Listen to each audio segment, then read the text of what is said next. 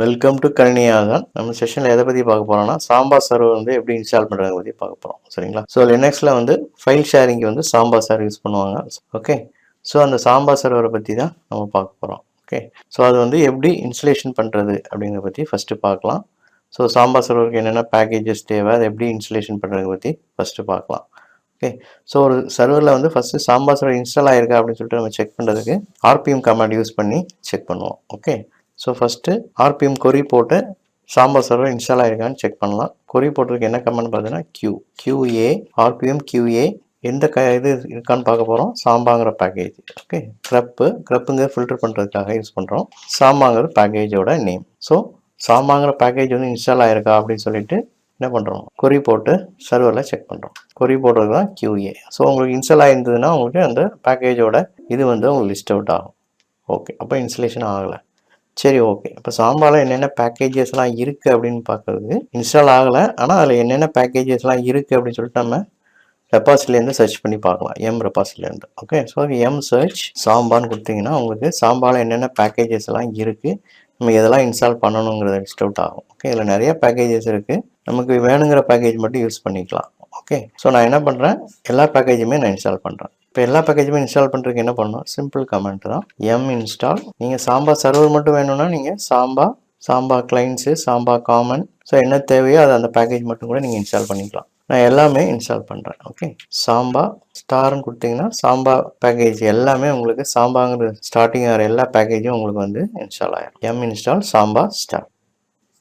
So 73 MB இருக்குது. Okay, so installation பண்ணவன்னு கேட்கு எஸ்ன்னு கொடுத்தீங்கன்னா இன்ஸ்டால் ஆகும். டின்னு கொடுத்தீங்கன்னா ஒன்லி டவுன்லோட் மட்டும் ஆகும். அதுக்கப்புறமா கூட நீங்கள் இன்ஸ்டால் பண்ணிக்கலாம். இப்போ நான் வந்து எஸ்ன்னு கொடுக்குறேன். நோனா எக்ஸிட்டாக வெளியே வந்துடும். ஸோ எஸ்ன்னு கொடுக்குறேன். ஸோ இதை வந்து நீங்கள் ஸ்டார்டிங்கில் கூட கொடுக்கலாம். இன்ஸ்டால் சாம்பா -1 கொடுத்தீங்கன்னா உங்களுக்கு இந்த எஸ்ஆர்னோ கேட்காது. டைரெக்டாக நான் ஆட்டோமேட்டிக்காக உங்களுக்கு இன்ஸ்டலேஷன் ஸ்டார்ட் ஆகிடும்.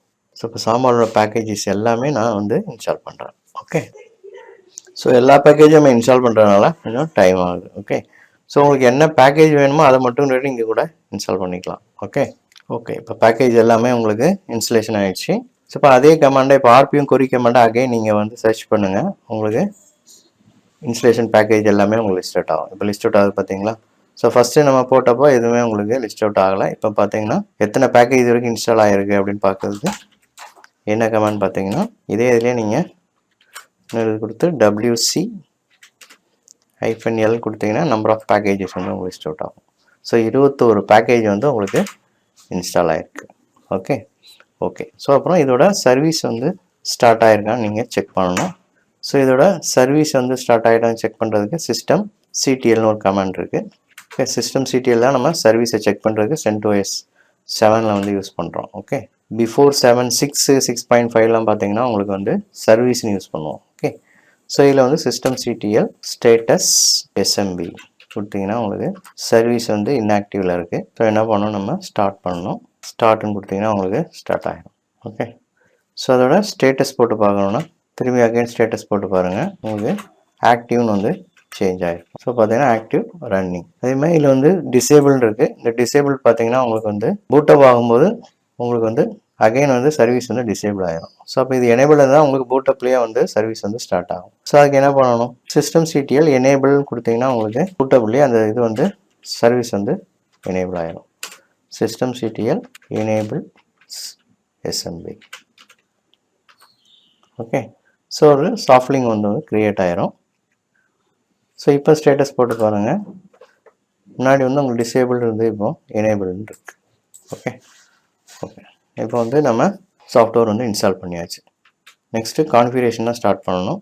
ஸோ அதுக்கு முன்னாடி SMB ஏதாவது நம்ம கான்ஃபிகரேஷன் ஆயிருக்கான்னு செக் பண்ணுறதுக்கு SMB கிளைண்ட்டு -L லோக்கல் ஹோஸ்ட்னு கொடுத்தீங்கன்னா இதில் ஏதாவது நம்ம ஷேர் க்ரியேட் பண்ணிங்கன்னா உங்களுக்கு லிஸ்ட் அவுட் ஆகும். இப்போ பாஸ்வேர்ட் கேட்குது.